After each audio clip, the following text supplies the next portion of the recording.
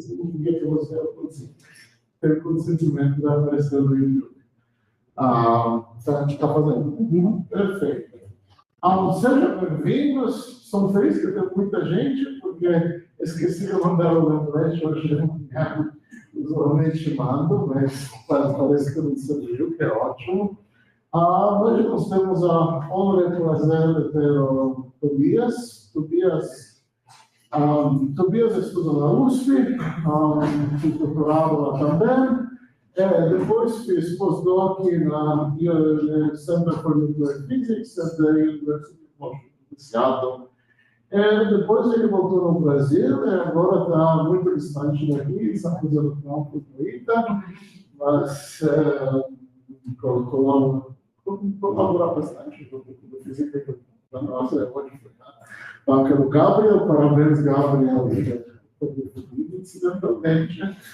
Hoje ele vai falar de Nuclear Environment Structure em Gaussian Space. Por favor.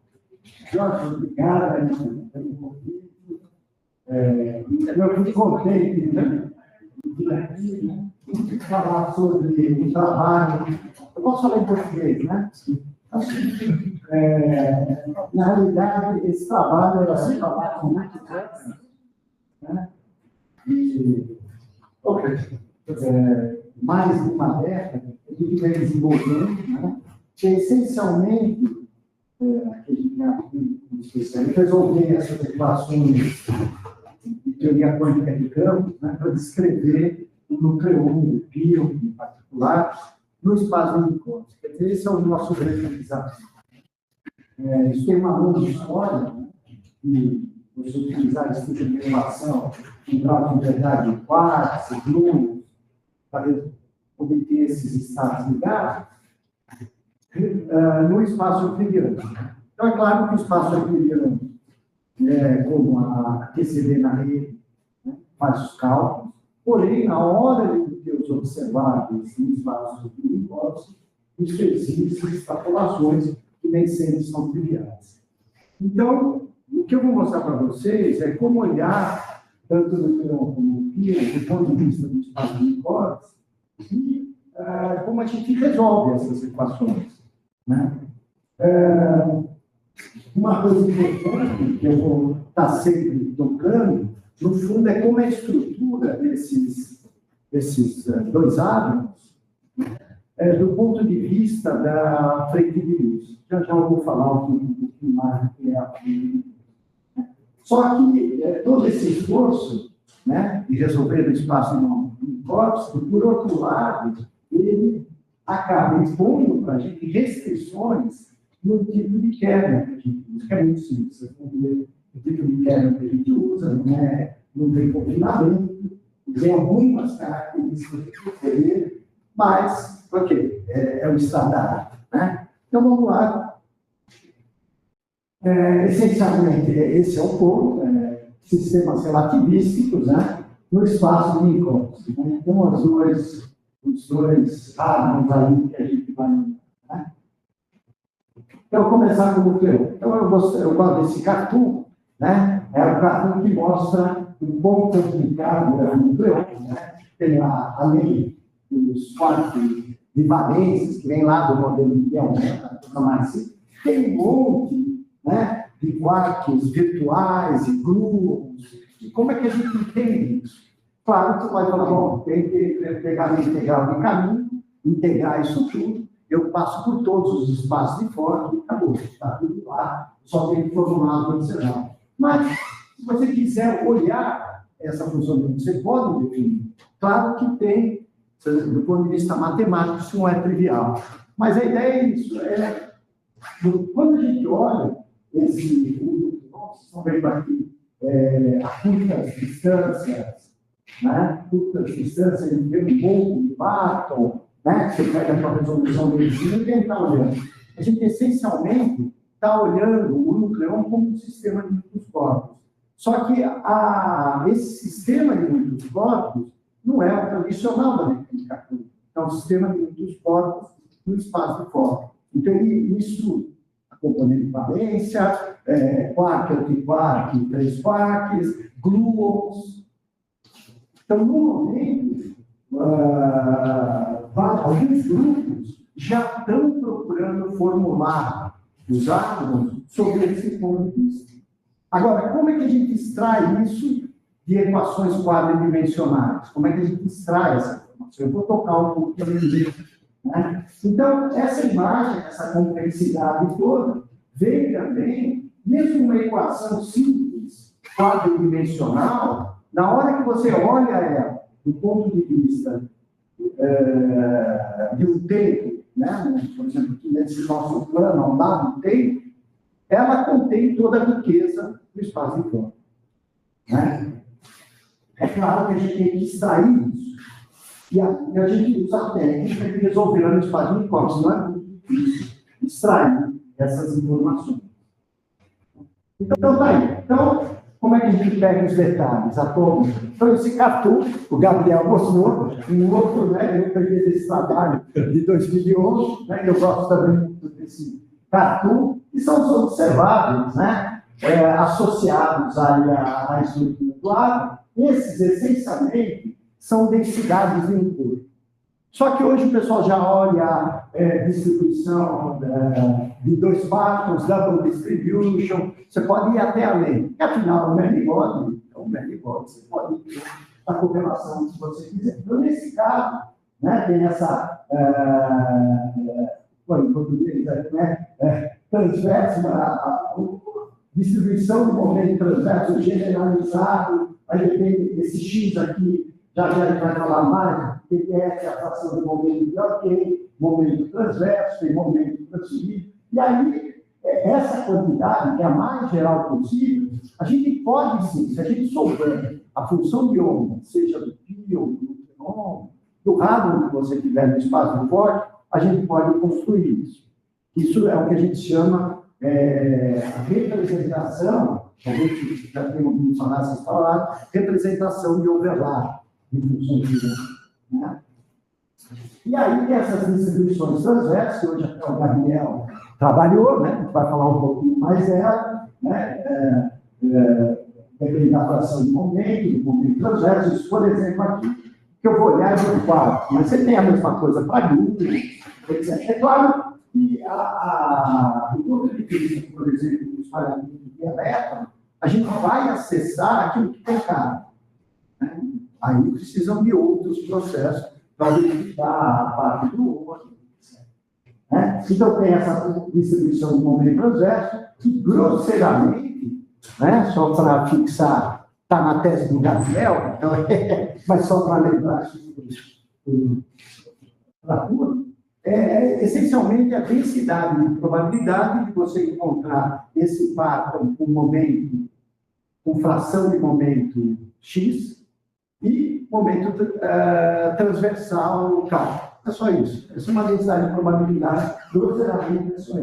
E a distribuição de par tradicional, fatores de forma, tá? Esse daí foi o fator de forma eletromagnética, então você viu o raio do próton, o raio do trio, né? Pode tirar todas essas informações. Então, basicamente, esse gasto aqui é o que eu vou falar no seminário de hoje, do nucleômetro do PIN. Vou falar um pouquinho mais sobre essas observáveis e como a gente extrai elas da representação das funções de onda, do espaço uniforme e também quando a gente trabalha com formalismos quadridimensionais.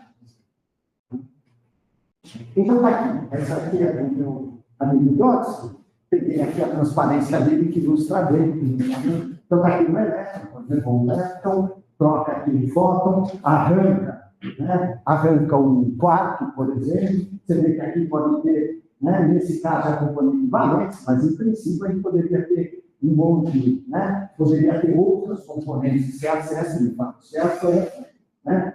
Todas as componentes de fóton correspondem a quarks, então tem a sua carga, e quando a gente faz isso, olha esse processo do ponto de vista, né, desse hiperplano, que é tangente ao ponto de luz, né, que foi definido, que é o plano nulo, né, aí o que acontece? A gente pode definir nesse hiperplano a função de onda. o Estado. Por quê? Porque as distâncias que eu tenho nesse plano são no tempo e espaço. Elas não se comunicam por um raio de luz. Elas são instantâneas no sentido desse tempo, que é esse tempo aqui, que vai nessa direção aqui, que é a outra tangente ao ponto de luz. Então, nesse plano, então, em 1949, eu posso construir uma dinâmica e posso construir também o estado inicial. Então, eu vou ter os geradores das translações, da evolução temporal, né? E uma das vantagens de você trabalhar nesse plano, a primeira delas é que, naturalmente, você descreve a tua função de onda em termos da fração de momento de Bjorken, né? E do momento transverso. Né? Então, aqui eu dou um exemplo, claro, que eu deveria estar desenhando o volume, né? Mas aqui eu não consigo. Então, essa linha aqui, tá? Que é a posição ao longo da trajetória da luz, tem esse detalhe. Partículas sem massa sempre podem trazer singularidades. Isso que eles chamam de singularidades de ponto final, etc. Você sempre tem que tomar cuidado. Mas, ao longo dessa linha, essa linha que o pessoal chama a posição aí do tempo de Bjorken. Já eu vou mostrar como é a função de onda do Pio. E a variável de momento conjugada a essa posição é essencialmente a variável de Bjorken. Tá? E a outra variável é o momento transverso. Então, é importante, né, que essa superfície, as distâncias sejam tipo espaço. Senão você não define o estado inicial. Então, o que é o próton? Né? O que é o próton? Então, o próton tem um componente de valência, 3 quarks, pode ter 4 quarks, um antiquark, 3 quarks, tudo que dá cor zero. Em princípio, você vai poder ter qualquer componente que tenha os números quânticos, nesse caso, do próton, que é cor zero, espinheiro, né? Paridade positiva, etc. Né? São as propriedades que o próton tem. Então, os números quânticos globais são mantidos em cada uma dessas componentes. Né? Então, dá para entender, olhando desse ponto de vista, o que são esses estados? São as componentes do espaço de fora, né? que constroem o próton nesse interplano. Né? Aí você pode pensar, poxa, mas isso fica muito complicado, e como é que eu relaciono uma teoria quadridimensional, que a gente parte das equações da teoria quântica de campos? Eu vou mostrar que a gente consegue relacionar até um certo ponto. Né? Muito bem.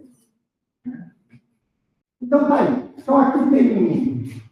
Né? Vou começar a falar do modelinho que a gente trabalhou. Né? Então, de novo, está aqui, né, esse hiperplano, que é o plano nulo, que a gente chama. Né? Esse aqui é o tempo na frente de luz. Esse x mais aqui é o tempo, né, que é t mais e. E aqui está outra coordenada, né, que seria uma coordenada de posição, que é essa diferença aqui. E aqui, a posição de referência. Né? Esse plano, vocês podem falar, puxa vida, mas esquisito esse plano, mas ele tem uma vantagem. O boost na direção Z é cinemático. Tá? Porque essa variável, que é a fração de momento de Bjorken, ela é invariante por boost. Então, aquelas amplitudes que vocês calculam, ou que a gente constrói, a gente pode fazer boost. Então, isso é muito interessante, por exemplo, em reações onde você tem uma grande transferência de momento e você quer descrever, você vai descrever do mesmo jeito que você descreve no centro de massas, no PO, você vai descrever de lá rapidinho. Então, essa é a grande vantagem. Né? Muito bem. Então, como é que a gente formulou? Então, ele pensou com essas técnicas, eu vou falar um pouco mais desse modelinho, né, que a gente trabalhou. A gente pegou, né, uma interação tipo contato, mas relativista. Então, aqueles de vocês que já estudaram teoria quântica de campo tem o modelo F4, ou não, o modelo Lamacino, isso é uma paródia daquele modelo. Então, você tem uma interação de contato, uma paródia, tá? Mas já vocês vão ver que, embora seja uma paródia, ela tem os resultados interessantes. E aí, esse modelinho, você pode escrever a equação de Bethe-Salpeter, talvez eu vou falar os nomes, mas FADEF, são equações de três tópicos, né? Aí o especialista em FADEF, Bethe-Salpeter, você julgar. Mas vamos lá. Então, essa equação de Bethe-Salpeter, esse aqui é o vértice, depende do momento pezinho total, que é o momento da matriz do espectador, e como é que eu formulo? Eu tenho um propagador daqui, tem outro propagador aqui, essa bolota preta é a soma que a gente chama da escala. É um modelinho de escala, mas completamente quadridimensional. Agora, o que esse modelinho tem? Então, eu acabei de falar dos quadriformes, um modelo tão bom. Não, se eu resolver ele em 4 dimensões, ele contém, sabendo esse monte de coisa aqui, na hora que eu der essa equação, eu posso ter 3 quartos se propagando virtualmente, posso ter 1, 2, 3, 4, 5, quer dizer, 3 quartos, quarto antiquarto, que eu não posso mudar o número quântico, e assim por diante. Então, se eu resolvo esse modelinho quadridimensionalmente, do ponto de vista desse hiperplano, eu tenho toda essa riqueza no espaço de Fock. Então, por exemplo, uma coisa que mais para frente, a gente pode calcular a probabilidade de valência. De fato, eu vou mostrar o que a gente fez isso aqui. Então, toda essa riqueza está lá. Então, esse modelinho bobo, né, é bastante bobo, até o espinho foi fatorado. Vocês vão ver que eu trato os quartos como 3 polos, fatorando o espinho, né? Porque aí a parte, vamos dizer, espacial é totalmente simétrica, então, essencialmente, é como se fossem 3 polos. Aí vocês vão ver que é incrível, já vou comparar com alguns resultados, modelos muito mais sofisticados, vocês vão ter algumas surpresas. Bom, então é isso tudo. Se eu for capaz também ter um V4K, aí qual é o problema de resolver isso no espaço de campo? Nós temos os polos na camada de massa. É aí que vem o negócio. Tem cortes, tem polos, realmente, na realidade são cortes. Nós fizemos uma tentativa, né, de estudar isso, separando esses IF, valor principal, né, pega a parte da delta de vida. A gente fez uma tentativa, né, de resolver isso. Né? Ele estava há anos atrás, tinha um colega que trabalha no pós-doc do André Forte, né, e eu tinha um colega que veio da Rússia, lá direto de Moscou, e ele é especialista, né, de resolver Bethe-Salpeter no espaço de Fock. Então, ele é um dos nomes que já vai aparecer. E ficou lá um ano com a gente, praticamente um ano, falou, não, eu não sei como resolver. Ele já tinha resolvido com essa técnica de separar o valor principal, as deltas, a Bethe-Salpeter de 2 votos. Aí, fizemos para frente. E aí, está vendo esse V aqui? Ele agora depende. Quando eu resolver isso, vai depender do quê? Vai depender do momento T0, do momento vetorial T, mas como eu estou na onda S, módulo de Q. Né? E como é que aparece essa função na hora que eu resolvo isso aqui? Então, como é que eu vou resolver? Bom, eu tenho essa amplitude, que essa soma é a magnífica. Então, dá para você somar, isso é mil, você tira, você renormaliza, porque é uma integral, uma divergência lógica, você fixa o polo, você pode pôr a massa de quarto, o comprimento de espalhamento. Nesse caso aqui, a gente fez o comprimento de espalhamento. E aí, o que vem? Está vendo? Aqui vem, cada vez que abre o corte, essa amplitude. Aí fica essa coisa complicada. Isso foi tratado numericamente, né? A gente tem os pilares, realmente é um grande desafio. Né? E é muito difícil acontecer. Então, a gente pensou, bom, eu quero aplicar isso no Nucleon, mas claro que isso é um grande desafio. Quero tirar observáveis, quero tirar um fator de forma, uma distribuição de Barton, uma TND. Bom, aí a gente falou, bom, vamos voltar a simplificar. Como é que a gente simplifica isso aqui? A gente pega essa equação e projeta naquele hiperplano. Quando eu projetar, isso vira uma mecânica quântica no hiperplano, uma mecânica quântica relativista, essencialmente. Né?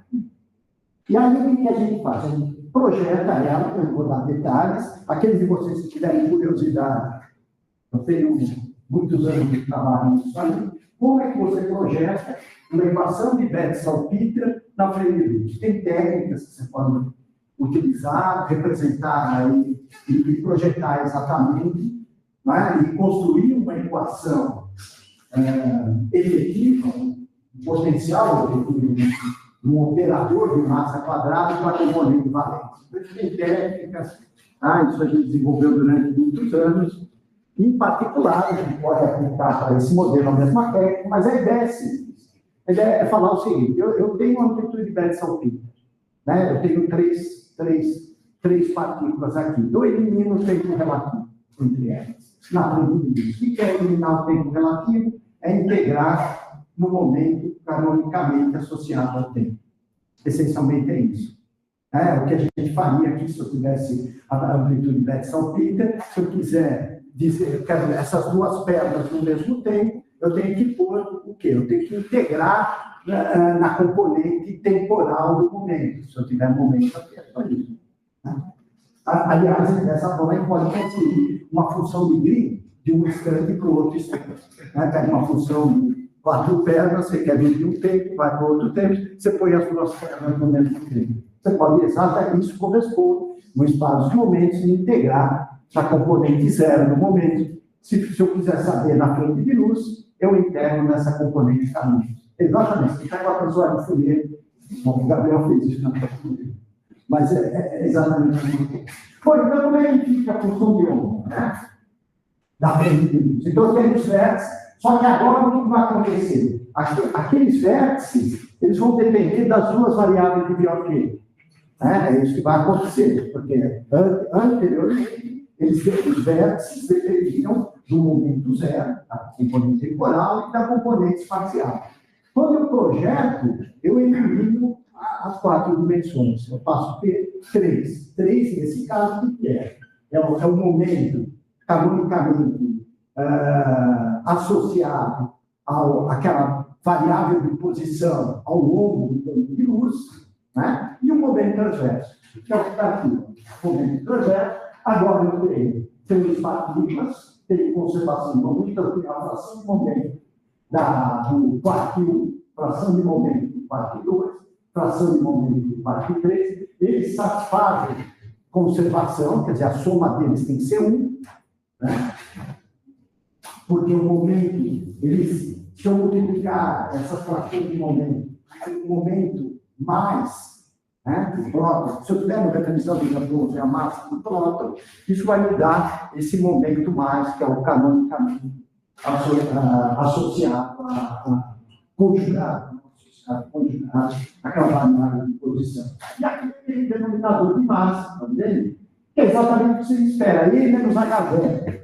Não é isso? Se eu pegar a equação de Schrödinger, né, e escrever uma forma integral, com a função de Green, não é? Para o estado ligado, eu vou ter o quê? Eu vou ter ψ igual a 1 sobre E menos H0 vezes ψ. É exatamente o que está escrito aí. Só que o E agora é a massa. O contrário, né? E é a massa quadrada do núcleo 1. E isso daqui é a massa livre ao quadrado. Tá? Isso é essencialmente o que a gente chama de resolver. Tá? Então, se eu tivesse 3 partículas se propagando, e eu projetar esse propagador livre na frente de luz, essencialmente eu não deixo que a função. Muito bem, então isso daqui é a estrutura que vocês viram. Aqueles de vocês que já olharam equação de Fadeer, a função de onda de 3 corpos, é exatamente essa estrutura. Um denominador, que tem energia, das 3 partículas, e em cima você tem os vértices. Nesse caso, se simplifica, mas quando eu isso tão simples, é porque a interação é de contato. Então, quando o professor deu o exercício de mecânica quântica para vocês calcularem a matriz T com um potencial separado, vocês deram aquele cálculo que vocês devem ter feito esse exercício. Aí você resolve a matriz T exatamente, porque não tem estrutura a interação. Até aqui é a mesma coisa, então você elimina uma variável. Senão, cada uma dessas funções que estão aqui em cima, teria pelo menos mais duas variáveis. Tem, por causa dessa simplificação. Então, exatamente o exemplo do potencial separável na mecânica. Exatamente igual. Muito bem. Então, isso aqui é uma função de onda e a pergunta é, mas como é que fica aquela equação complicada? Né? Bom, ela se simplifica um pouquinho. Né? Então, ela tem aqui, esse F é aquela amplitude na aproximação de escada. Tá? Aqueles de vocês tiverem curiosidade, isso tem infinitos detalhes. Né? Só quero dar para vocês. Então, tem aqui a amplitude. Né? Isso daqui aparece a função de Green, que é a do outro, e inverte. Né? E aqui seria essa parte tridimensional, né? Que entra o momento da partícula que a gente chama x' espectadora, e, claro, entra também o momento externo. Então, esse tipo de equação que é muito mais simples, não tem mais regularidade. Por quê? Porque agora a gente está falando de estado ligado. Então, a massa agora virou um modelo de quartos constituintes, onde os quartos têm uma determinada massa. Essa massa é maior que a massa a soma das massas é maior que a massa do núcleo. Então, aquela singularidade que apareceu, aparentes, mas de fato, no problema quadridimensional, são eliminadas. Quer resolver um problema de estado ligado na mecânica quântica. Quando a gente vai para o espalhamento, a energia é maior do que a energia cinética, né? Ele tratar o inverso e tudo mais. Aqui desaparece. Só que a gente quer, de alguma maneira, simular um equilíbrio de PCB. O que a gente fez, né? A gente fez aqui, a gente precisa, esse modelo só conhece assim, montar. Só que o PCB a gente sabe, né? Tem confinamento.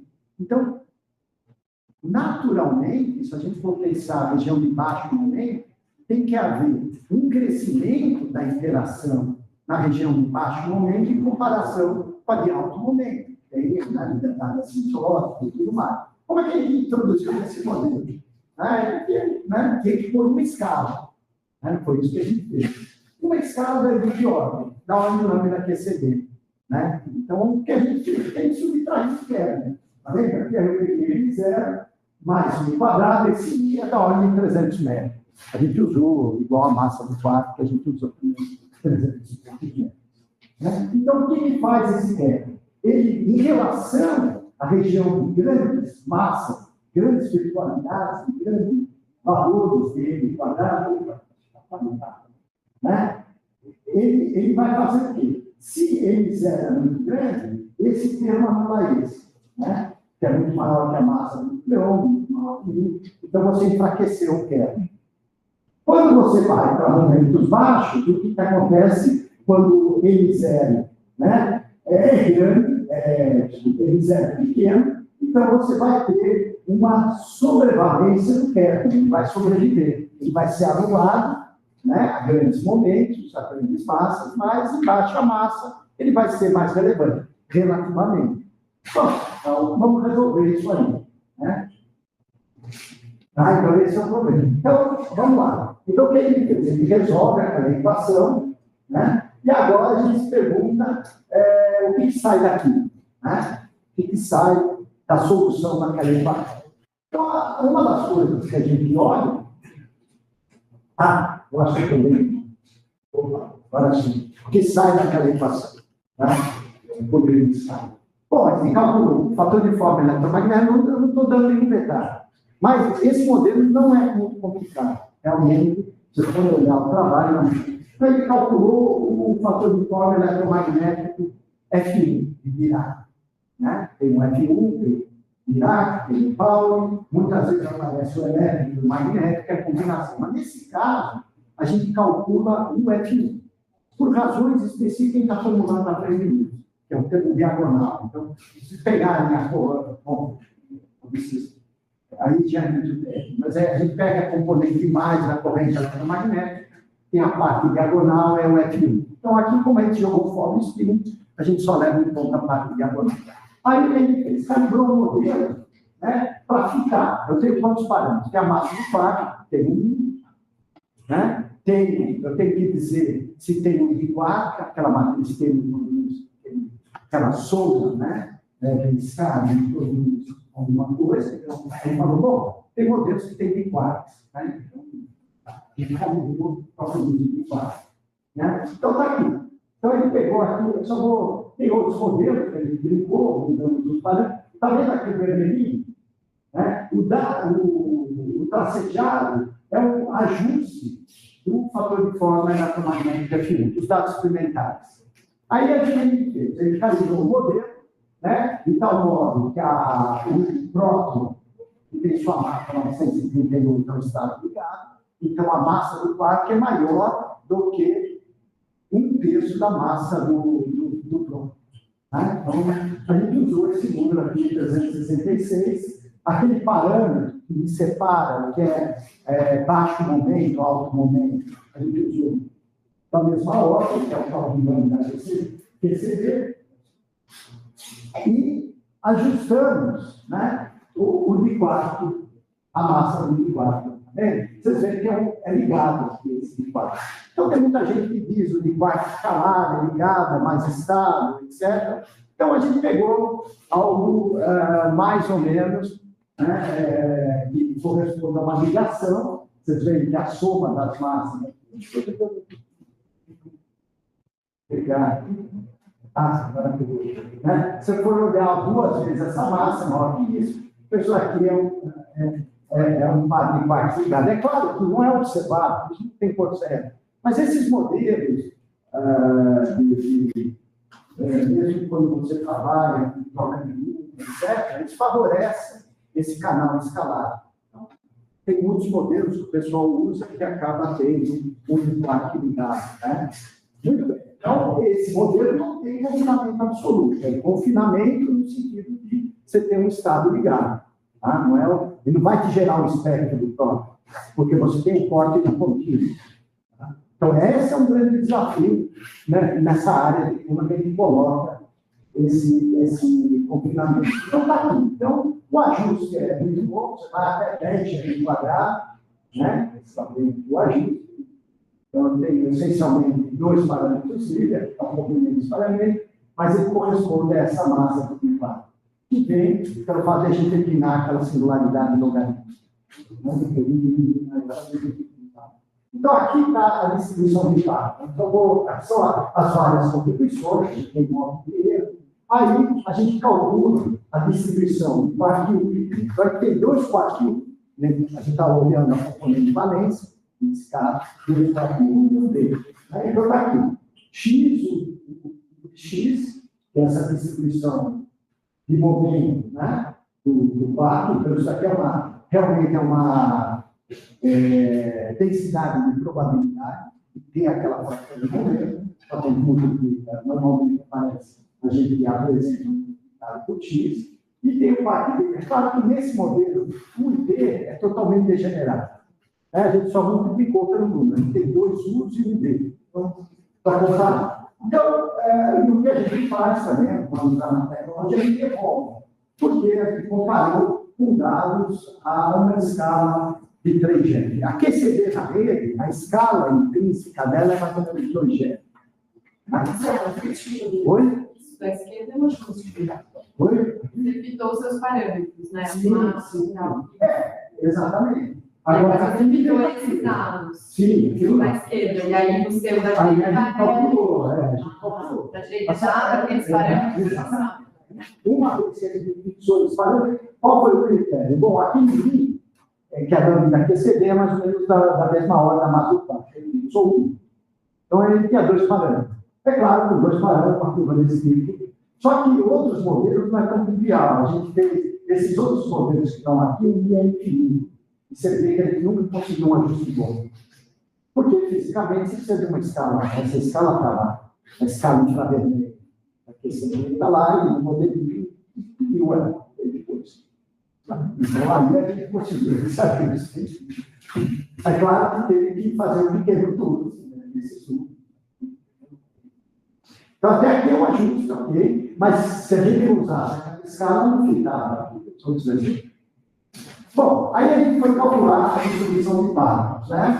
Calculamos a distribuição de parâmetros, aqui em escala, o que a gente faz normalmente? Tem que evoluir. Na escala do nucleon, a escala do nucleon é da ordem do quê? É da escala infravermelha, no caso é 300 metros. Tá? E usou uma escala que a gente já tinha usado, eu vou mostrar para ele para o Pio, que já tinha usado, e também outros grupos, o Clay Bob, usa essa escala. Mas os modelos, a Quartz, relativistas, normalmente a escala fica entre 300, 400, 500, por aí. Né? Muito bem. Então a gente evoluiu, então está aqui. Além dessa banda, ele tem um certo, né, range de valores, né, trabalhou, tá vendo? Aqui, mais ou menos 10%. Aí que dá essa banda, tá vendo? Essa bandinha azul, e essa bandinha verde é o B. Tá vendo esses pontinhos aqui no meio? Tá vendo? Aqui com dois pontos, tá vendo? Essa curvinha no meio. Sabe o que é? Esse é o modelo da Arábia Saudita, que foi construído no primeiro com interação tipo na Bujo-Ramassim, levando em conta o spin dos quarks, o spin do próton, esse é o resultado dele. Tá? Então, isso, quer dizer, por um lado, você poderia falar, pô, mas será que essa PDF tem tão pouca informação? Bom, aparentemente, o grosso da crítica você pega com um modelo muito mais simples. Né? Agora, o tríce, está vendo os pontinhos? Essa é a NPDF4, é um ajuste recente, relativo. Também trabalho, né? E a gente pesa isso como outro trabalho de crédito. Quer dizer, a gente não sabe como resolver isso, por enquanto estamos nisso. Mas é claro, se você começar a pensar, o modelo é territorial, não tem confinamento, não tem espírito dos quartos, etc. Mas isso aparentemente não é tão importante. Provavelmente outras características, como a troca de Blue, tá? Tem um negócio assim colapsado, você pode perguntar, eu posso colapsar? Bom, o Blue, efetivamente, andando desde o andar, ele se comporta em baixos momentos como se tivesse massa. Não é pequena, massa, não é quente, né? Então, se você tem uma massa, bom, se a massa for muito grande, é claro que não é que nem interação de ferro, põe uma massa ali, e no final a interação de contato. Bom, então agora o que a gente vai fazer? Bom, vamos explorar um pouco o modelo e ver o que ele dá, né? Se a gente mais a gente aprende com esse modelo. Bom, aí a pergunta é como é que a imagem dele aqui nessa hipersuperfície, né? Já que eu tenho uma função de onda, só que eu escrevi no espaço dos momentos, como é que é a cara dessa função de onda? Né? Então o que a gente tem que fazer? Isso foi introduzido, né? Esse York Time aqui, né? O pessoal discutiu isso há uns 4 anos atrás, o Jeremy e o Brods, e aí o que eles fizeram foi trazer um momento mais aqui. Então, essa variável agora de posição, ela passa, né? Essa variável Z-tilda passa a ser quadridimensional. Esse X dele é a posição aqui. Claro, se eu fizesse transformar e fui do X menos, eu ia ter a função de onda ao longo daqui. Mas a gente normaliza ela de tal forma a ficar uma dimensional. Não, mas ele pode mudar. E eu tenho uma outra não tem nada aqui, que é a posição transversa. Né? Então, está aí. Né? O que a gente fez aqui. Né? Então, só para mostrar essa figurinha bonita, né? Que eu tenho aqui. Esse aqui é aquele tabu dele. Então, isso aqui passa a ser uma posição, né? Normalizada ao longo dessa linha. Tá? E a gente calculou na origem, nesse ponto aqui. Pega o x1 perto, x2 perto igual a 0, né? Esse x perto igual a 0, dos dois quartos. Tá? Porque claro que eu só tenho duas variáveis independentes no espaço do momento, porque eu tenho conservação do momento. Né? Então, daqui, olha como é que fica ela. Então, isso é mais ou menos o que é? É a posição ao longo dessa linha, de um dos quartos e do outro quarto. Então, ela tem para baixa, né? Quando eu estou bem perto da origem aqui, né? Que a região do Faberino era bem grande, né? E aí ela vai para 0, né? Mais ou menos nessas distâncias. O que é essa escala? Lembra que se eu quiser multiplicar por tamanho, eu tenho que multiplicar isso essencialmente, dividir pela massa do próton. Né? Então, a massa do próton é 1 GeV, então isso aqui é 4 GeV menos 1. Aí, se a gente quiser, em termos de distância, tem que multiplicar por GeV2. Então, isso dá na ordem de Né? Muito bem. Agora, outra coisa interessante, se a gente começa, aqui a gente pegou diferentes, olhando em termos de uma variável, pegamos, fixamos a outra variável. Então, lembra que eu estou fazendo uma transformada de Fourier numa variável compacta. Quando a gente faz isso, começa a aparecer oscilações. No PIO, eu vou mostrar, aparece a mesma coisa. E é isso que a gente vê, dependendo da variável que pega, essa coisa do cima.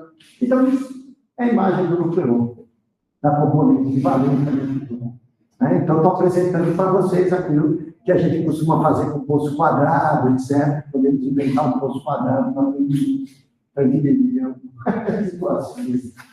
Muito bem. Ainda tenho uns 20 minutos, é isso? Mais ou menos. Tá, até que o PIO também é algo complexo, só ele tem uma coisa mais, ele está associado ao origem da massa. Talvez essa história vocês já cansaram de estudar a origem da massa, etc. Mas ele é um objeto complicado. Ele tem muitos quartos, grupos.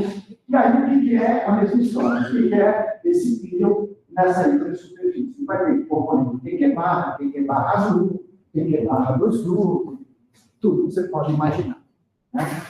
Mas como é que a gente agora extrai? Agora o que eu vou mostrar para vocês é um cálculo quadridimensional e a gente extrai alguma informação dessas componentes. A gente tira a informação da componente valente, mas indiretamente a gente aprende alguma coisa das componentes mais altas. Como é que é isso? Isso, por exemplo, no IRC, isso é o que a gente chama de Sullivan Cross, você joga um elétron em cima do próton, aí você pega um pion da nuvem virtual de pions do Nucleon, e aí esse pion espalhado, você pode fazer processo exclusivo, etc. Aí esse processo, para ver o pion se propagando, como o pion é muito levinho, esse propagador tem um polo muito perto da região física, e é assim que o pessoal extrai informações do fator de forma, do pion, ou da distribuição de vários. Muito bem. Então, o objetivo agora, voltamos para a equação de Jackson-Fitter, agora a gente vai fazer um modelinho um pouquinho mais de ingredientes inspirados na QCD. Claro que não é QCD, mas é inspirado nesse tipo. A gente tem, a gente vai ter um quarto, e aqui eu ponho a troca de um vetor massivo, uma partícula vetorial massiva, e a gente põe um vértice. E esse cara aqui, como eu disse, o grupo, o Gauge Landau, tem uma massa da ordem de 500 metros, 400 metros. Então, a gente pega, a gente vai fazer as contas. No Gauge Final, então, a gente conseguiu até o momento. Mas, e aí, eu tenho os ingredientes. Eu tenho uma massa de quarto constituído, da ordem de 200, 300 metros, tem um grupo e um fator de forma, porque, afinal, mesmo em QCD, esses fatores de forma do vértice do quarto tem um tamanho e refletem também essa importância da física do fazer. Se ele construir a massa, e para construir a massa, tem que ter um crescimento do fazer. Muito bem. Aqui é só os dados de rede, só para vocês apreciarem. Essa é a função de investimento, a função de investimento. Aqui o Gauge Landau, está vendo? Aqui essa sublimite. Isso daqui é P quadrado vezes E. Então, se isso fosse 1 sobre P quadrado, isso seria uma constante, como tem uma massa bem fazendo. E essa inclinação dá uma massa, seria o equivalente de uma massa, mais ou menos. Aí tem mais coisa, detalhe, e aqui tem a massa, isso daqui é para momentos tipo spaceline, que é o que aqui você na rede consegue acessar. E aqui é a massa que a gente chama corredor, o running mass do quark, e você vê a geração de massa. No ultravioleta é aquela massinha pequena, alguns metros, e aí, quando você vai para um momento baixo, tem esse crescimento, e é isso, esse crescimento grande que gera a massa do Nucleon. Diga. O problema de carga. Eu vou dizer. Bom, eu tinha até esquecido. É uma coisa legal. Tá? Deixa eu só concluir essa transparência. Eu volto para o teorema. É muito interessante. Que é onde a coisa é pequena. Muito bem. Então, tá aí, são algumas ideias que a gente vai incorporar no modelo fenomenológico. Teorema de Reis. Teorema de Reis diz o seguinte: esse é um negócio que tem debates acalorados. Mas o teorema de Reis diz assim, diz o seguinte, que o espaço de Hilbert da teoria livre não é o mesmo da teoria interagente. Né? Aí você fala, pô, mas como é que eu vou quantizar, né? Fazer a quantização da frente de luz usando operadores livres? Como é que eu saio dessa? Então, esse é um problema. Tem pessoas que dizem, olha, a gente deve só pensar em termos de correlacionadores e tem gente que fala isso, esquecer essa história da função de onda, da frente de luz, por causa do elementar. Agora, tem um trabalho recente, talvez, sei 2, 3 anos atrás, um colega meu lá de Aruca, onde ele entrou nisso. Aí, o que ele fez? Claro que não era uma teoria com confinamento. Aí, essencialmente, ele falou, o que a gente tem que olhar, que os estados assintóticos também estão vestidos. E é isso que é a base da minha teoria. Tá? Então, essencialmente, se a gente quiser entender como construir, claro que o que eu estou falando agora não tem nada, até onde eu sei, matematicamente estruturado, mas ideia intuitiva.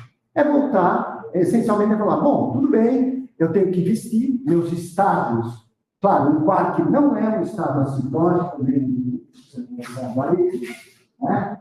Tem zero, vai observar, mas aí é construir, né? Construir, como a gente pode construir quadridimensionalmente essas equações de unidade, construir esses graus de unidade vestida, e aí projetar.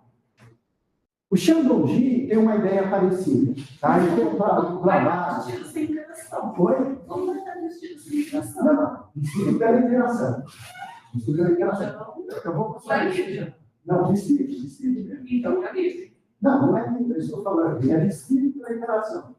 Por exemplo, os estados assintônicos, nesse caso, nesse trabalho que eu mencionei, que é uma teoria sem confinamentos, os estados assintônicos carregam a vestimenta. Tá certo? E as alternativas lá, é assim que ele trabalhou no teorema de Reis. Aí ele conseguiu, levando em conta, nos estados assintóticos, a vestimenta, ele conseguiu. No fundo, é a mesma coisa que a gente faz em teoria de perturbação, só que os estados estão vestidos. Então, ele monta a teoria dele em cima disso. Que é essa ideia do teorema. Falando de uma maneira mais simples, essa ideia.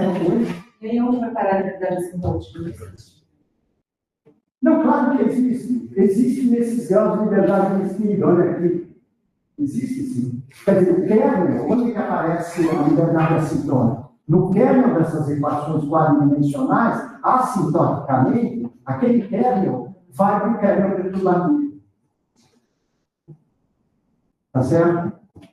E isso é implementado, por exemplo, nos trabalhos do Clay Roberts, que eles têm kernels fenomenológicos no espaço euclidiano. Para momentos grandes, isso volta a troca de um grupo perturbativo de uma constante de acoplamento pequeno. Tem que uma escala lá, basicamente é isso. Porque tem uma coisa interessante, se a gente pegar, puxa, eu vou acabar, mas depois vocês me perguntam, tem uma física muito interessante, isso também é esse problema de você usar esses kernels, por exemplo, perturbativo e aumentar muito a constante de acoplamento, você chega no Miransky Scale, não sei se vocês já ouviram falar, mas é super interessante, porque o que você tem é a quebra de escala. Que essas equações, elas têm variância de escala no microdomínio.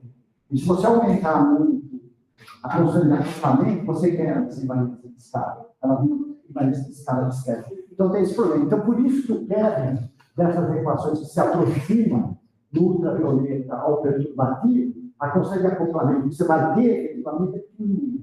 Tá? Então, deixa eu mostrar aqui mais um diagrama. Tá? A gente fez um estudo, até baseado nos trabalhos da Lene, há uns anos atrás, dos meus colegas, o Orlando, o Bruno, que era pegar e inverter a equação de Schrödinger-Bratz, mas tudo aqui é euclidiano. Né? Então, a gente conhece da rede, a gente conhece o propagador vestido, conhece o fóton vestido, Né? Então, em princípio, eu poderia tentar obter alguma informação sobre o vértice de espírito, que a gente precisa. Tá? Eu não vou entrar em detalhe nenhum, mas está aqui. O que a gente fez? A gente pegou só os vértices longitudinais, porque eles são restringidos aqui pelas identidades de Solomon Taylor, então eles têm uma certa estrutura que a gente consegue, vamos assim dizer, equacionar. Então, esse é o gama que multiplica o gama-mi. Então, lembra, o gama-mi é o que entra na QED. Olha só, no infinito ele vai para 1. Está vendo? Isso aqui é momento, são dois momentos, é claro que eu tenho, nesse caso, dois momentos, porque eu tenho não é uma amplitude de 3 terras. Né? Então, eu tenho dois momentos independentes. Olha só aqui, está vendo? Para onde ele vai, ultravermelho, 25. Ultravioleta 1. Então, isso nos inspirou também a colocar um fator de forma. Naquela equação, lembra que eu falei? A escala desse fator de forma, ele pegou aqui, vocês veem que é da ordem de 500 metros. Aí, de novo, aparece na vida questão. E aí são os outros fatores de forma que a gente vê a importância deles no infravermelho. Né? Então, isso é mais um ingrediente para a fenomenologia. Como eu falei, o modelo que a gente faz é inspirado em TCD. Então, ok, por que não fazer diretamente? Porque seria muito mais complicado e a gente teria que fazer euclidiano. E a gente quer olhar esses caras de encontro. Então, daí, como resolver, eu disse os ingredientes, né? Você viu o fator 25? Aquilo é para dar quebra espontânea da simetria quiral. Então, você vê de 1, né? O alfa, né? Eu acho que esqueci de falar o número, o alfa no ultravioleta, a gente fixou a 4 G, é ponto 22. Né? Então, você vai de ponto 22 até ponto 22 vezes 25. Dá o quê? Né? Dá 5, dá 25 vezes maior. É enorme. Mas é isso. Por que isso? Porque eu tenho que gerar massa. Muito bem. Então, está aqui o vértice salpíter, tem 4 termos, supriam o seu escalar. Então, o que a gente faz? A gente usa essa representação integral de Nakanishi. Talvez vocês já ouviram falar da Calandemo, aqueles que fizeram teoria quântica de campos, como representar uma função de 2 pontos, uma função de 2 pontos. Então, isso é a generalização. Só que foi feita num contexto perturbativo pelo Nakanishi na década de 60. Aí, esse pessoal que está aqui, Carbonel, o Saque, ele falou, olha, por que não pegar essas amplitudes escaladas, né, que aqui gama 5, etc., que deveriam ser escaladas, e reescrevo nessa forma, onde toda a complexidade do espaço pode estar no denominador. Claro que o G vai dizer, então, os corpos, etc. Então, esse gama, essencialmente, é o kappa quadrado, o kappa tem a ver com a massa, que é a massa do pion. Esse Z, no final das contas, esse Z vai ser identificado com a variável de Bjork, a menos de uma transformação. Agora, ok. Agora, a pergunta é, podemos resolver a equação de Bethe-Salpeter dessa forma? Isso é possível? Na época, o pessoal postulou, viu que dava resultados estáveis, comparou com a solução euclidiana. Eu posso ir para o euclidiano e comparar, né? Então, eu posso resolver o euclidiano, fazendo a rotação de líquido. De fato, funciona. Agora, por que funciona? Né? A primeira razão é porque, no fundo, se você pegar aquela equação integral, você tem propagadores, etc., você pode usar parametrização de Feynman, integral de Feynman, e você sempre recombina tudo num denominador desse tipo. O problema é se há inverso ou não há inverso.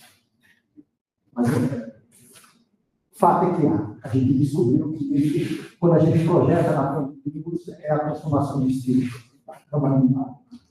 Bom, tá aí. Então, a gente resolve essa equação, tá aqui, só que a técnica de utiliza, ele projeta, tá vendo? A integração de caminhos, ele projeta, tem essas amplitudes que dependem desse psi, a variável de Bjork, o gama, ao quadrado. Pronto, aqui tem um sistema de equações integrais que a gente usa discretizações tradicionais, que é uma equação matricial.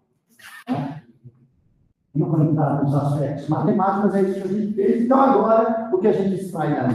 Né? Bom, a primeira coisa que a gente pode fazer é obter a função de onda de valência. Agora, a gente pode.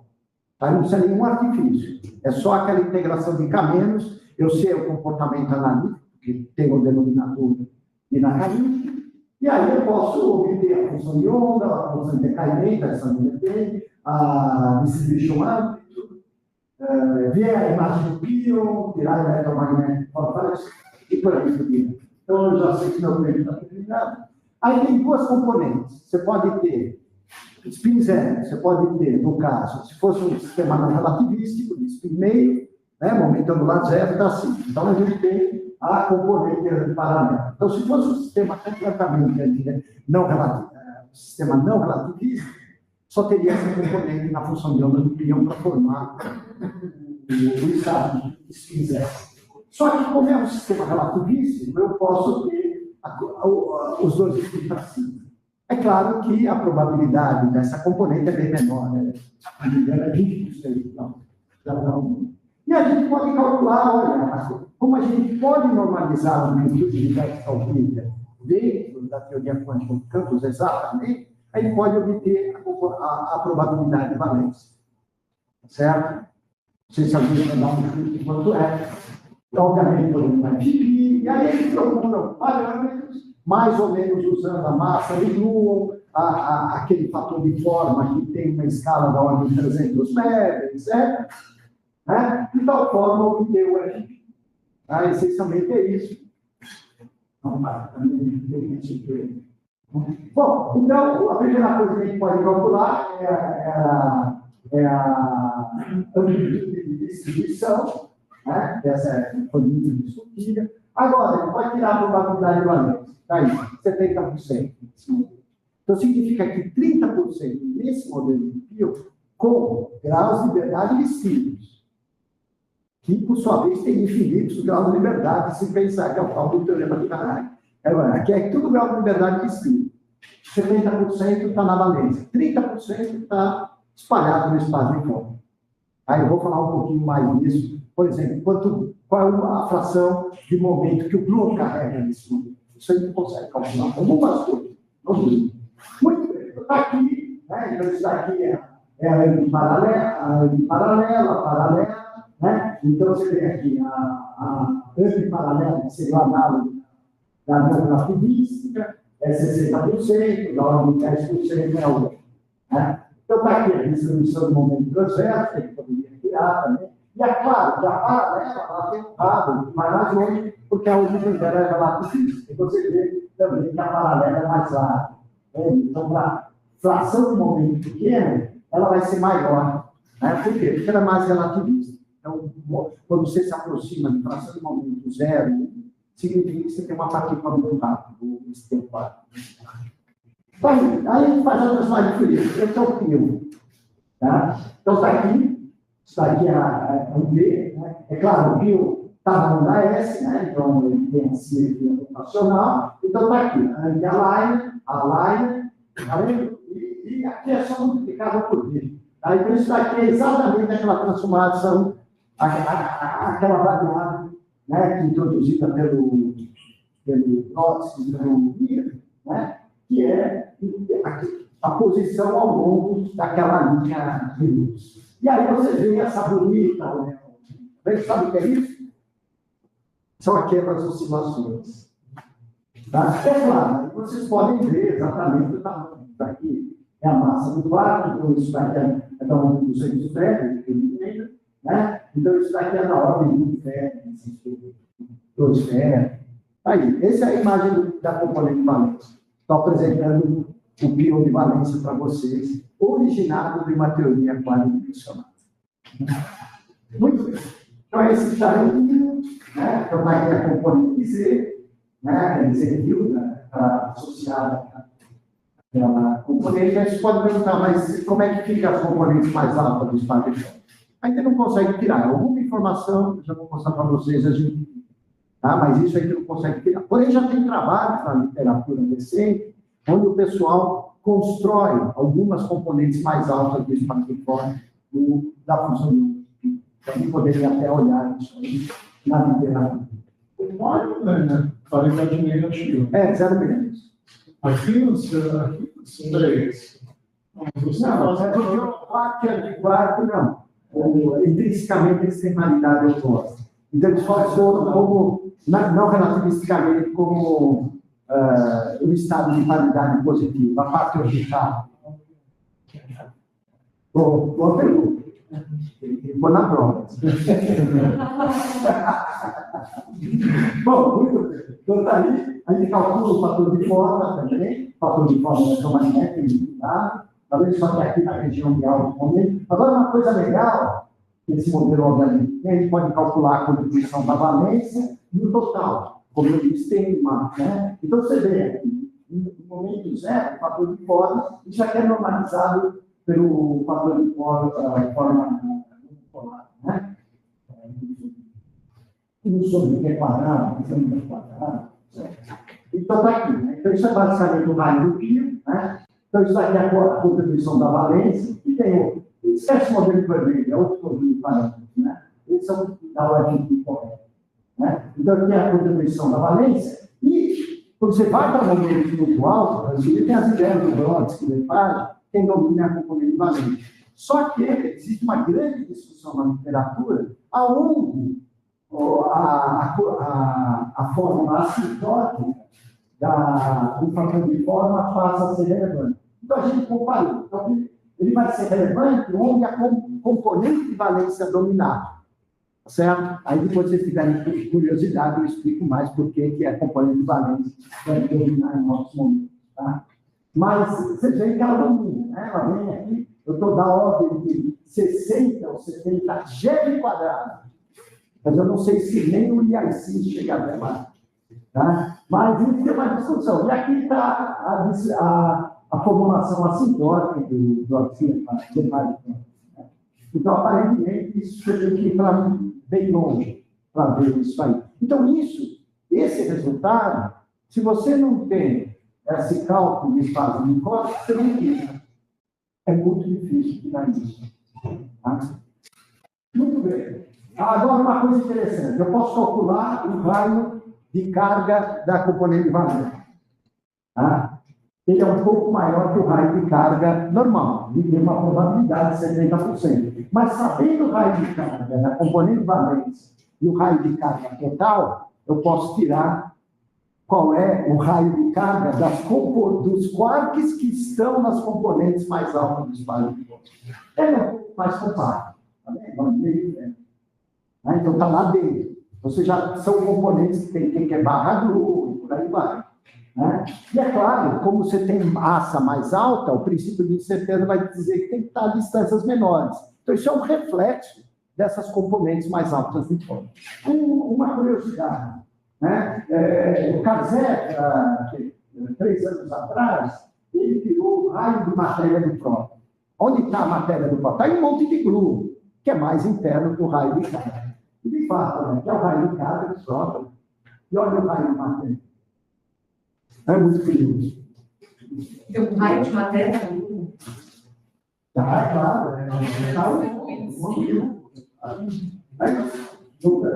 Isso aqui está no que? A discussão de carga. A discussão de carga pega a valência. Mas a valência, por exemplo, nesse modelo, você é 70%. Tá? Então, significa que aquele monte de massa de próton está vindo de coisa mais interna. E é menor mesmo. Pelo menos essa visão do espaço de forte é quase que natural pensar nisso. Bom, os quarks que estão ligados às componentes mais altas do espaço de forte têm tamanhos menores. Tá? Então, isso é um tipo de informação. Bom, eu acho que eu vou só mostrar os resultados pelo avançado do tempo. Né? Isso aqui a gente calculou a distribuição de pattern de valência. Isso aqui são vários modelos. O nosso resultado, isso daqui é a 5 GeV, né? Essa curva preta, essa curva aqui tracejada, são os resultados, por exemplo, do grupo do Clay Roberts, usando o vértice de kernel de Maristani, com confinamento. Então, basicamente, a mesma coisa, a gente evolui também, tá? E essa banda chuleada é QCD na rede. Tá? Bom, então está aqui usado, porque ele tem uma controvérsia sobre os dados, isso aqui é uma coleção de dados que você retira os logs, etc. Bom, isso ainda é muito discutido na literatura, inclusive esse comportamento do ponto final, que deveria ser dominado por leis de potência, simples, que você pode tirar direto aqui. Então, isso está em discussão, mas isso é o nosso modelo dá. Isso aqui é a componente de valência, que é 30%, se eu não integrar, e aqui já temos 5%. Tá? Eu só quero agora, tem mais coisas, mas aí a gente fez algumas tentativas, a gente está trabalhando e pôr uma massa grande. Lembra do caminho de rádio? A gente pode pôr uma massa grande lá. Certo? Ele pegou um modelinho de massa grande, essa aqui, que eu posso tirar no espaço de copo, e ficamos a massa grande do cálculo de PCD no Rolando, no vídeo não. Então, está aqui uma fórmula simples, né? Que, em princípio, ela tem aquela forma que a gente pode integrar, ela é compatível com a representação integral de Nakanishi, está vendo aí? Né? Então, a gente pode resolver. Tá? Então, a gente fez um trabalhinho, eu acho que isso, eu não vou entrar em detalhe, é claro que tem um monte de efeito, aqui aparece o próprio grupo do Clayton, já viu que se põe o efeito da grande massa, etc., essas distribuições de impacto, elas vão lá, vão aberto, aí viu coisas semelhantes, tá? Aí outra coisa que a gente está fazendo é agora resolver a singular, tá? No espaço de encontro. Isso também foi o trabalho da Diana Duarte, né? Acho que vocês viram o seminário dela, alguns de vocês lá em Paraty, né? E aí também ele resolve isso, então ele põe aqui um grupo massivo, tá? Exatamente para dar para usar essa cara de linfa vermelha e põe um fator de fora. Na realidade, a gente faz paulismo, né? Isso também a gente consegue resolver no espaço de Minkowski, etc. Aí vocês veem, é muito simples o que é, comparado com o estado da arte nos cálculos do espaço. Isso é muito simples. Mas, embora sendo muito simples, não é trivial numericamente. Tá? Só que resolver esse problema no espaço euclidiano, com rotação de Wien, que é exercício que provavelmente alguns de vocês fizeram no curso. Mas resolver o espaço de Minkowski é outra questão. E ele dá, ó, você consegue mais ou menos ajustar a massa grande, tá vendo? Tá vendo? Aqui tem um parâmetro, isso aqui tem, esse momento aqui do space-like, né? Do espaço, mas é que eu tenho a cara disso no timeline também, né? Bom, então, isso é onde a gente está nesse momento, né? A gente tem tudo para esse momento que eu apresentei para vocês, tentar em bloco, tentar pôr a troca nas equações de Fadeev, que é muito mais sofisticado, né? Inclusive, melhorar a forma do vértice, trabalhar com outros calibres. Eu falei, eu fiz o quê? Calibre Fine, usei informações do calibre granada, e quando a gente obtém PDF, eu tenho que notar no calibre, na frente de luz que quebra, covariância explícita. Então, tecnicamente, tem muita coisa ainda para fazer. E aí, uma grande pergunta é como nessa história a gente consegue obter o confinamento. Né? A gente sempre está com o corte do contínuo. Então, isso a gente não sabe como resolver. Mas isso eu vou explicar, tem várias aplicações que poderiam fazer, mas eu falo por aqui. Tá bom? Obrigado.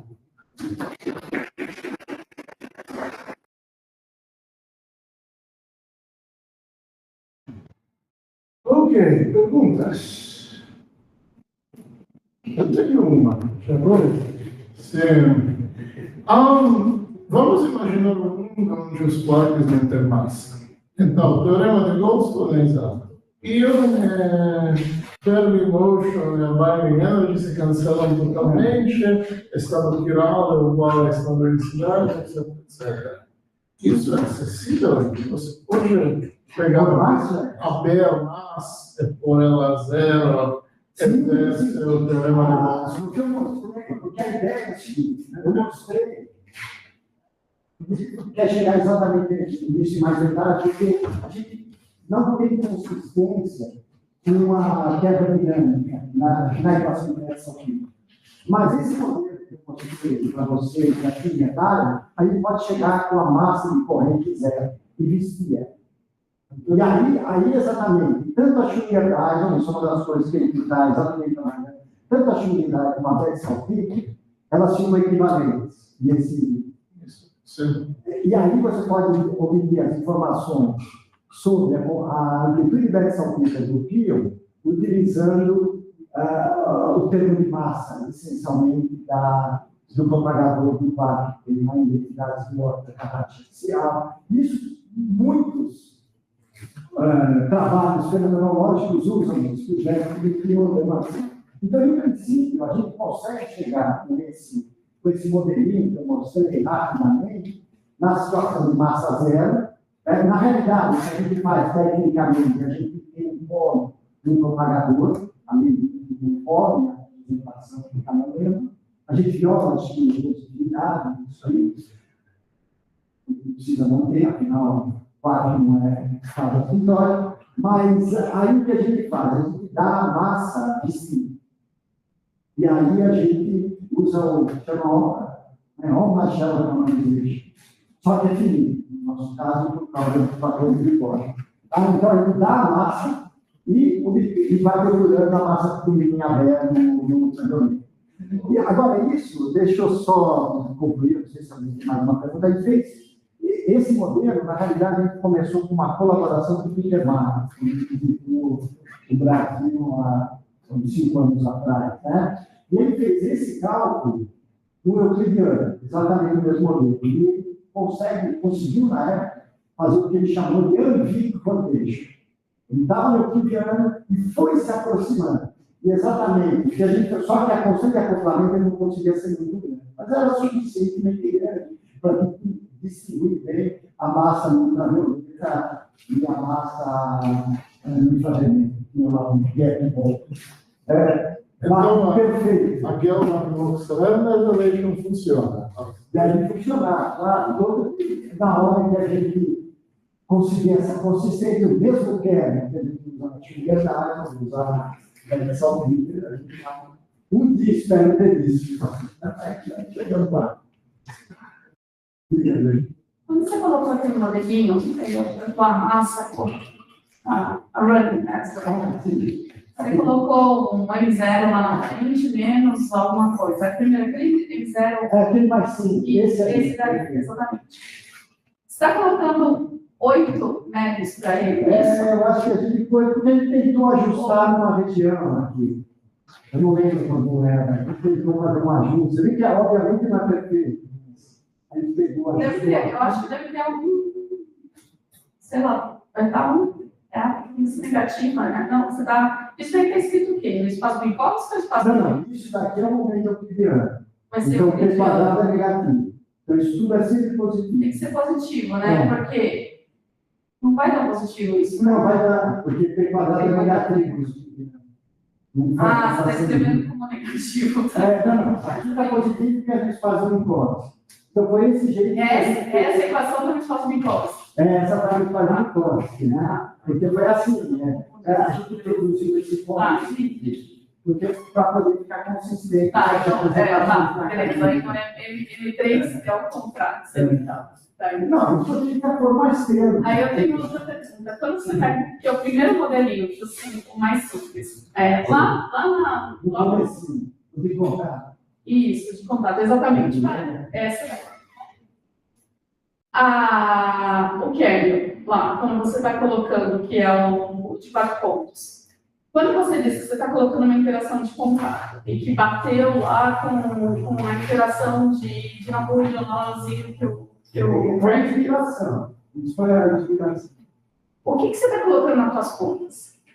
De fato, o que a gente está fazendo, a gente pega essa bolha aqui, integra ela, subtrai ela de modo a lhe dar um polo. Não, qual que é a expressão matemática que você está colocando para a equação? Joga fora isso, você tem um D4K, você tem um propagador. É uma constante que você está colocando. Então, a interação de 4 pontos é uma constante. Sim, eu tenho que, exatamente, isso eu tenho que renormalizar. Porque tem uma divergência lógica. Então, é como se você tivesse uma delta lá. Aqui nessa interação de 4 pontos, aqui na primeira. Isso. Não, no espaço das posições, não relativisticamente, seria aquela equilibrada. Isso, se pegar não relativismo. Isso é exatamente o que o pessoal faz no efetivo. Só que aí é relativista. Porque não vai ser muito diferente do que o PEG faz com um novo jornalzinho, isso é uma data. Eu acho que ele. É a mesma coisa. Só que ele não tem espírito, mais simples. Porque ele pode ter um marca axial, ele tem. Aqui só tem um só, né? Esse escalar. É praticamente a mesma coisa. Então, toda aquela complexidade que ele põe, pelo menos na PDF, a não polarizar. Como ele calcula o PDF, eu já não sei. Agora, para tirar o estado, eu acho que é a mesma coisa. Não, é o polo dessa amplitude de espalhamento, é o polo. Então, isso também é muito usado para esse tipo de contato, né? Os trabalhos da Kanchan, a mesma Patrícia, que trabalha muito esse tipo. Porque aí você consegue construir tudo analiticamente, relativismo. Se for o caso, você tem que navegar, canais navegados. Isso é muito usado, o CEP também. Só que aqui é uma palavra. Nos nossos casos tem interação, né? Aí a interação. Não, é só um usato. Não, você pode sofisticar isso aqui. Depende do que você está. Lá, o que ele chama de jornalzinho é interação de contato. É a mesma coisa. De fato, ele tem os. Ele tem perfil. E aí tem o polo, acho que ele tem um marco escalar, um axial, ele tem mais alguns ingredientes e tem estruturas distintas. Tá, porque está usando escalares. Quer dizer, uma coisa quase que semi-relativismo, como no espírito dos antigos modelos de alguns. Você fatório o espírito, né? Fatório o isospírito, isso que dá uma função de onda totalmente simétrica, totalmente simétrica, parte espacial no momento tem que ser simétrica. Então, é esse espírito. Então, assim, detalhes, por exemplo, se a gente quiser tirar uma PDF polarizada, né? Aí não vai tirar. É claro, a vontade é melhorar isso, né? Depois dos resultados, tentar melhorar. Inclusive, eu fiz uma proposta de pós-doc para melhorar isso. Eu sei, por exemplo, a gente tem aquele o Christian Fisch. O que ele faz, o que a gente viu em termos de 3 corpos, ou até de 4, não sei se você estava na apresentação dele, né? É infinitamente mais sofisticado do que certo? Do ponto de vista do kernel das equações. Só que, quando eu fui ver o que do kernel, foi até a minha pergunta, ele foi mais distante, essencialmente do mais distante, que é o... Mas ninguém consegue fazer versão literal. Mas, para você voltar para a hipótese, tem que ter hipótese. E essa também é uma discussão longa, do treino. Mas mesmo em um ninguém consegue fazer. Não, mas eu acho que ali, pelo que eu entendi, ele resolve o nosso lado com a interação de mais distante. Não, ele está usando isso e o Craig também não consegue ir ali. Não, o Craig também não, eu sei disso. E o Christian Fischer é um dos expoentes dessa área que conversa aqui, presidente de grupo, tudo mais, do convívio. Então, a gente, de fato, é uma área assim, tem um lado, né, do Vygotsky, que eu acho que foi pouco explorado, que é onde nós tem contribuído, porém, não querem que ele te dá a riqueza toda, que o pessoal tem, principalmente em termos de espectro, não consegue estar ligado. É claro que o Craig, provavelmente, se ele fizer um espectro, então, ele não vai usar o Nambu assim, porque ele quer o resultado do conflito. Ele vai ter que usar algo mais sofisticado, algo comum. O Christian Fischer mostrou. Mas é isso. Pouco, né? Mas é isso que a gente consegue. Aqui temos o número. O churrasco não está completo, muito bem para festivar. Mas tem que continuar. Outras perguntas? Se não, muito obrigado.